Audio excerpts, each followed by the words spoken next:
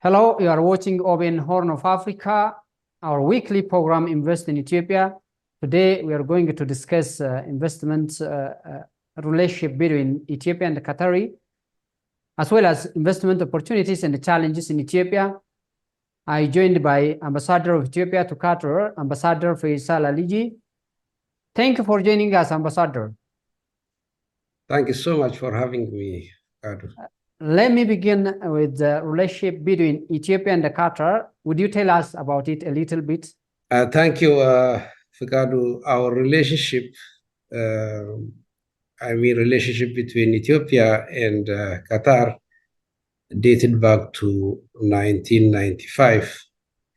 And we can consider it a very long one. And it is a very, the relationship that is based on mutual trust and cooperation, and I can say it is the best one. Since the reform, Ethiopia has built strong relationships with the Middle East countries. How do you describe it, and what is its importance for Ethiopia's development? Look, Qatar is one of the Middle East country, even though it is a small country in terms of population, but in terms of economy, as you know, and also in terms of active engagement in international matters, Qatar is a very, very big, role-playing country. Not only Qatar, but in general, as you know, we are very close to Middle East countries. It's not only geographical proximity. The Middle Eastern countries are one of the regions that we have hundreds of, I can say millions, but not clearly counted, but you can say we have a lot of Ethiopian citizens living in this part of the world. And as you also know, historically, we have a very,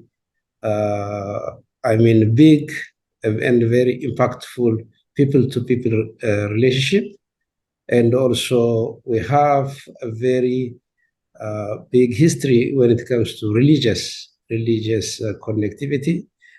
Not only this, these parts of the world are economically, they are well off in terms of source of tourists, and also sources of foreign direct investment. And one of our major marketplace for our export products also. So this is when we see in terms of public diplomacy and also in terms of economy. But not only this, we are very close and we are in a very geographically sensitive region. As I said, we are very close to Middle East. Middle East, you know what's going on in the Middle East, and what happened in the Middle East directly or indirectly affects our national interest. So that's why our foreign affairs policy has given a priority, a due emphasis that we engage the Middle Eastern countries in all aspects.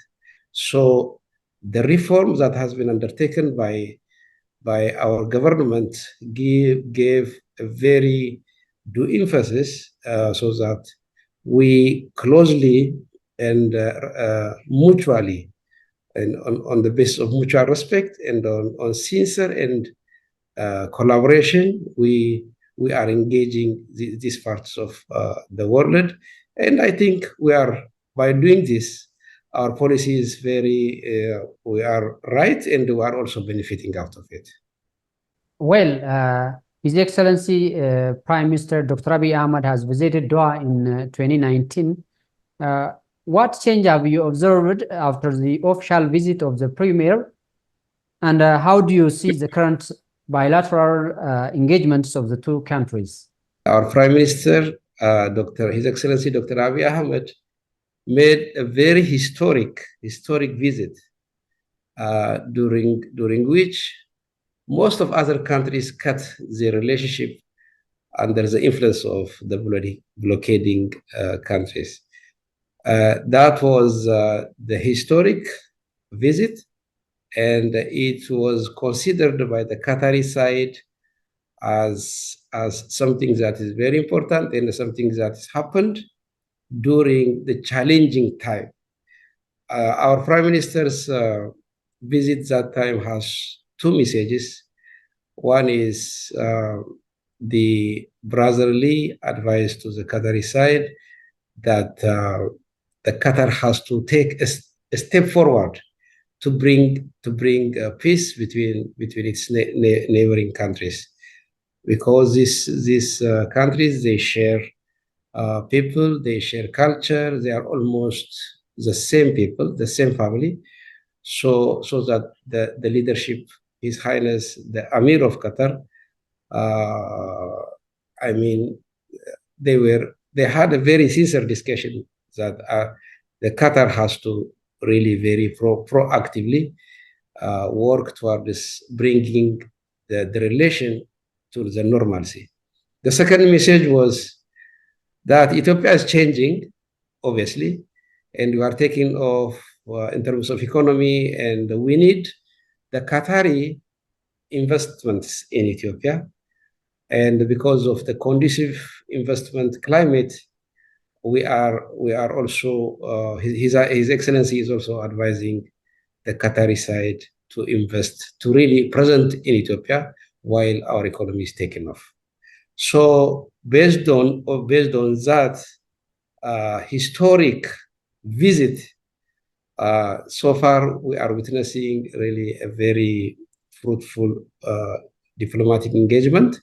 As you know, we have a number of Ethiopians living in Qatar, and Ethiopian students in Qatar, they are enjoying a very, I can say, holistic support when it comes to Ethiopian International School in Doha, because that is a school that was given by His Highness to the people of, to the students of Ethiopians who were born in Qatar, and they're still living in Qatar.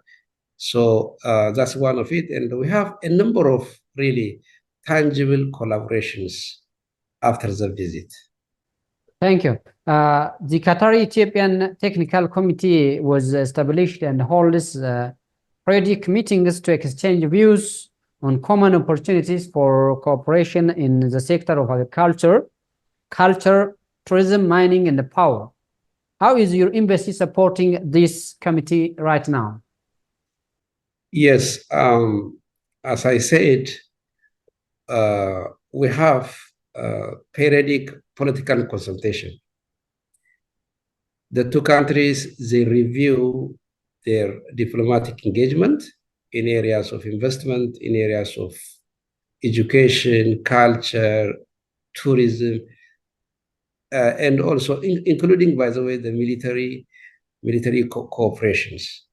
So we have, so far we have undertaken 2 political consultations, and this year we are looking forward to have the 3rd political consultation.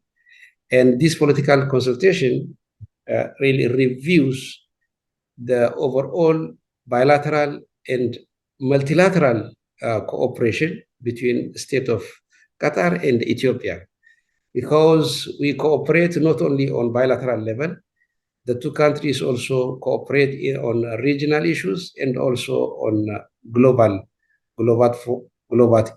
issues. So that's one of the things. The other thing is we review also our agreements, implementation of the already signed agreements and the memorandum of understandings. We have close to 12 agreements and the memorandum of understandings signed in various levels on also investment protection and promotion, and in culture, in sport, in health sector, which really already delivering fruits when it comes to implementation. So the embassy is one of the focal points the focal institution, the focal point that looks after the implementation of the agreements in the process and also the signed agreements. That's how this year we already finalized our preparation and also working with the Qatari side to fix the date to undertake the third round joint political consultation. So the follow-up and also the preparation will be done by the embassy from Ethiopia side, and also Qataris also have their own embassy in Addis, as you know. So they are also the focal body from the Qatari side, and we work with the Ministry of Foreign Affairs of Qatar from this side, and they are working from the Ministry of Foreign Affairs of Ethiopia from the other side. So we always not only look after the already signed agreements, but also we also look into the potential additional cooperations and agreements to be signed in the following joint political consultation. Well, as you have mentioned, the two countries have created a joint cooperation in political and economic aspects. Based on this, how many Qatari investors are currently investing in Ethiopia? Yeah, thank you. That's a very, very good question. Okay, based on the foreign policy of our country, economic diplomacy is the main one. The core mission of all the embassies around the world when it comes to Ethiopia is promotion of our economy, economic diplomacy. So based on that, we select potential Qatari investors who can really invest in Ethiopia on priority sectors. And also we give them all the informations and convince them to make pre-investment visit into Ethiopia. So we arrange for them all the visits and meetings in Ethiopia. Once they come back, we follow up and convince them also to get back to Ethiopia for investment, to initiate the investment. So far, as you know, there was interruptions when it comes to COVID and also the pandemics, but we have around 16 investments in Ethiopia, 16, which we, in terms of when we evaluate, that indicated us that there is a need to work very hard. Only recently, in line with Horticultural Expo 2023 that Doha has hosted, we have undertaken the horticulture investment and the trade promotion forum here in Doha. So we get a very good turnout, and we have also identified potential investors who are really, really willing to do investment in Ethiopia. So this is something that we really need to continue to select potential investors to go to Ethiopia. In our assessment, this is a small number, but we need to work hard on this area. Would you tell us the trade volume between the two nations? Yeah, Fikadu, as you know, Ethiopia, we are sending out to the Qatari market like meat, livestock, especially meat of sheep and goat, and coffee and flowers, actually, even though in a small number, and fruits and vegetables. So we also import from Qatar, because Qatar is an oil-rich country, as you know. So in relation to their economic base, they have petrochemical industries.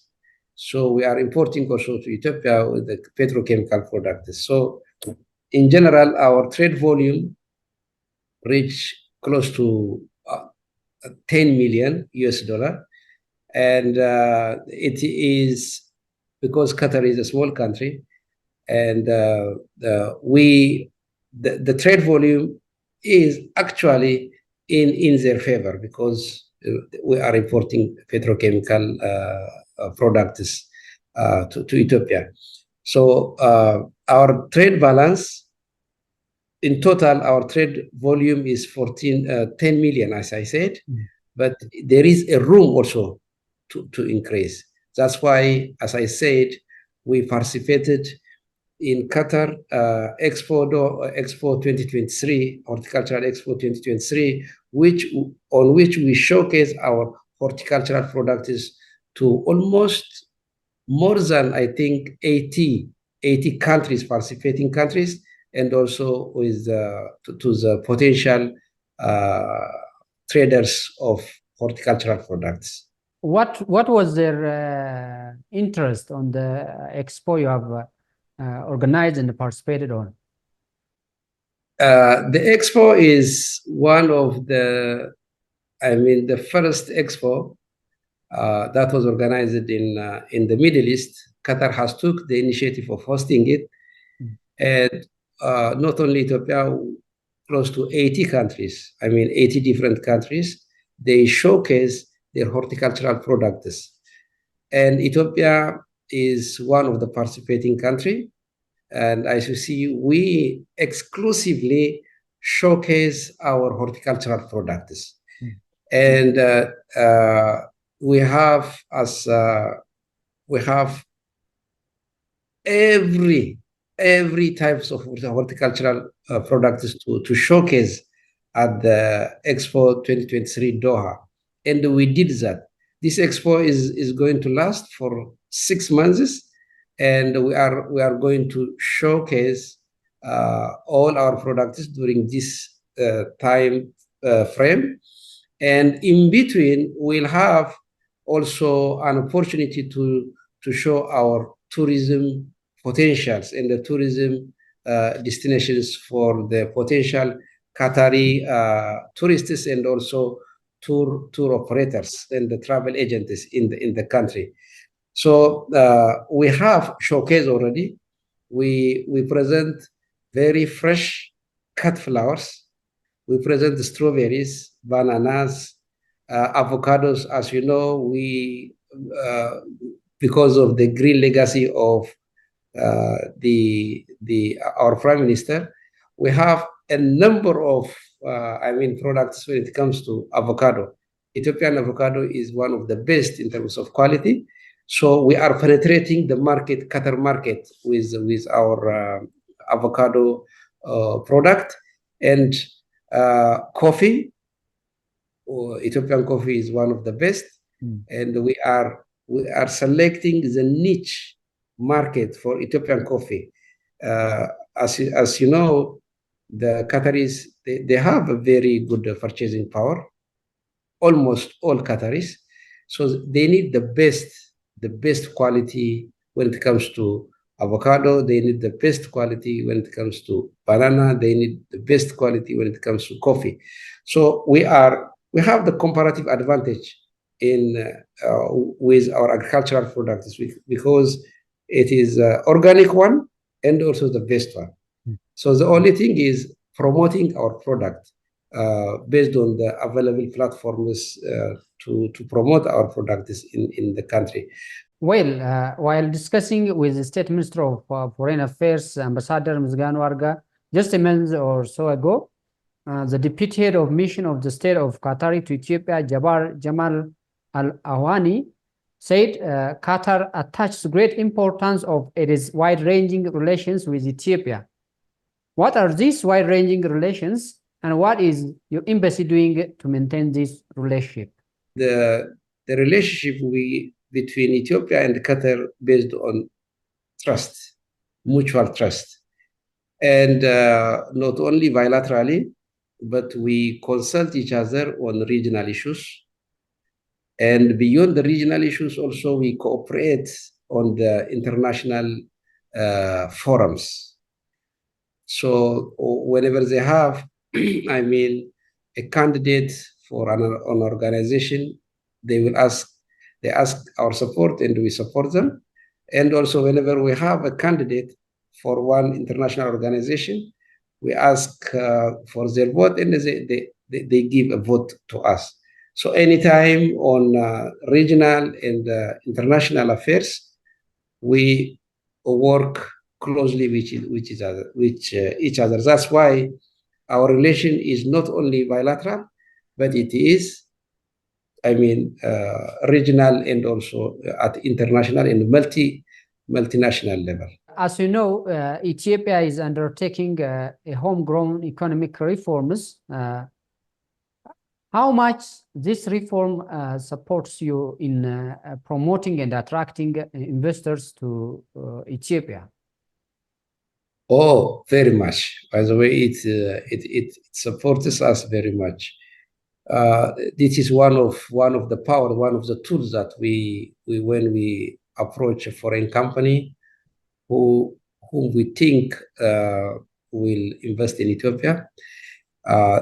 The homegrown economic reform has addressed some of the basic questions that these companies ask, and also especially when it comes to eliminating macroeconomic barriers. This is one of the issues that hinders, that restricts the foreign companies from going forward into investing in Ethiopia. So it also, outlined, the ease of doing business in Ethiopia. This is very important, and their ability to go into different sectors, the opening up of the economy, let's say the banking sector, and also in some of the corporate companies of Ethiopia, when they want to have jointly invest, or like in a joint venture, and also when it comes to privatization of some of the very big companies, the macroeconomic reform has already opened up and make the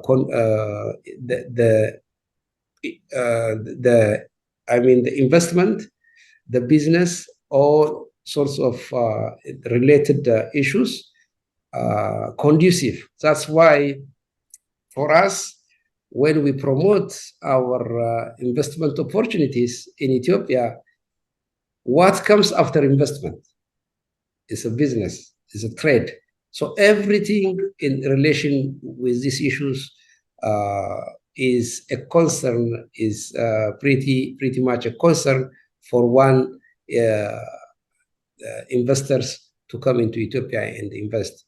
So not only Ethiopia, for that matter, elsewhere, everywhere, one potential investor. These are the areas that's really very important to him. The other thing is the issue of, one-stop shopping, for everything.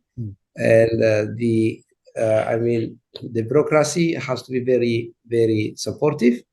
And also the issue of aftercare services that are very, very important for one foreign investor to come to the country and invest.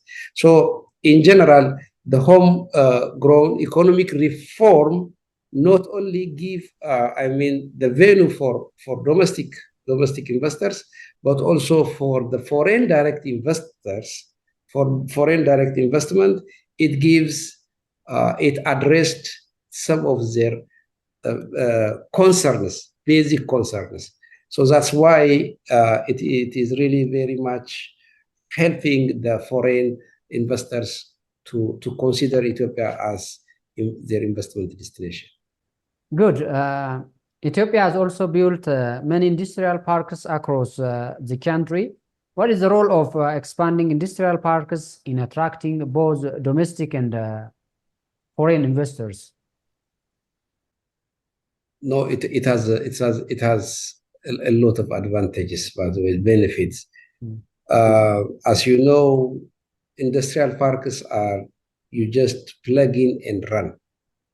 So you don't need to worry about the land, I mean, the construction of the facility and everything, but the facility is there, the power is there, every necessary services are there. So you just bring your machine, you install your machine, you just plug in, and you start production. So, most of the countries, industrial countries now, they are developed in this way.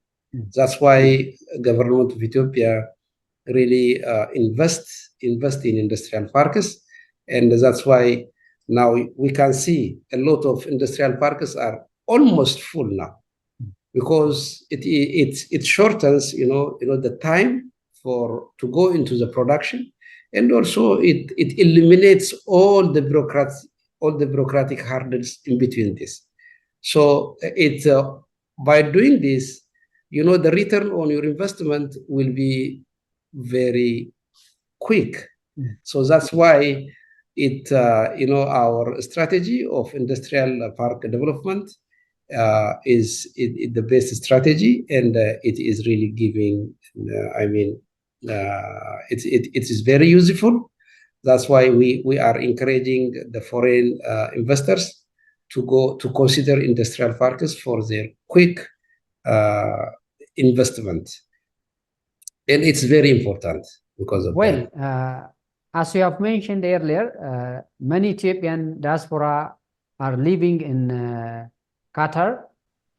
And do you have a platform where you discuss with the diaspora community about the national issues, including promoting the investments of their country to others? Yes, we do have. We have embassy here, and the embassy. We know that there are how many numbers of Ethiopians living in Qatar.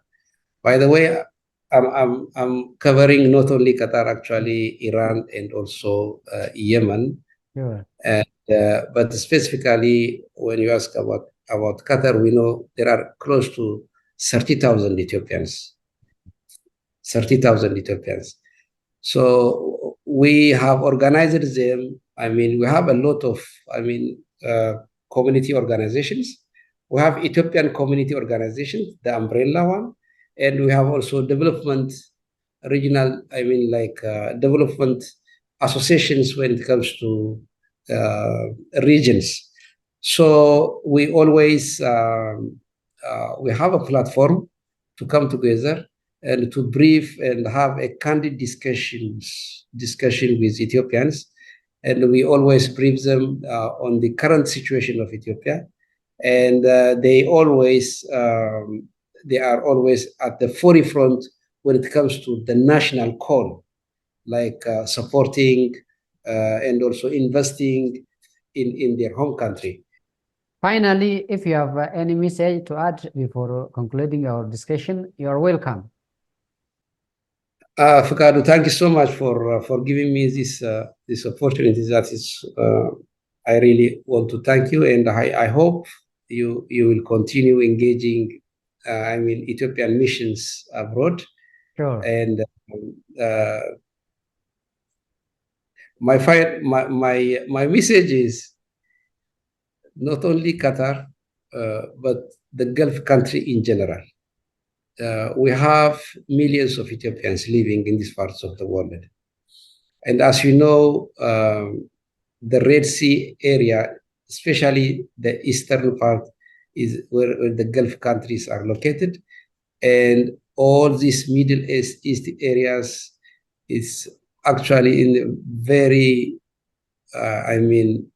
unstable region. When it comes to, you can see all sorts of conflict going on. And all these affects directly or indirectly, it affects Ethiopia. So our relation that we really need to build with Middle East countries as a group, and also with individual countries, has to be given due priority. As I said, with the with the coming of to the premiership of our Prime Minister, Dr. Abiy Ahmed, this thing has been addressed at the government level. But the medias, the think tanks, the academia, the research institutions, all in Ethiopia really has to give the attention and make a research and also assessments on every major event is happening in these parts of the world, how it related to our people and also to our country. So, as you know, even if they are very, very far from these parts of the world, you know, you can see the think tanks, the research centers, the advocacy groups, how they are close when it comes to the Middle East issues. So by being very close to these parts of the world, we don't need to really leave the relationship to government. So all sectors of the society, I mean, especially the academia, has to give priority and emphasis and make research, studies, and also, you know, I think that's very important. Economic, we can study economic aspect of this part of the world. We can make, I mean, the security aspect of it, and we publish so that the greater public will benefit out of it. So I'm using this platform that you gave me. Thank you so much for that, to really send out this message to our academia. Mr. Ambassador, thank you for your time. I appreciate it. Dear viewers, that is all what we have for this edition. Till the next program, have a good time.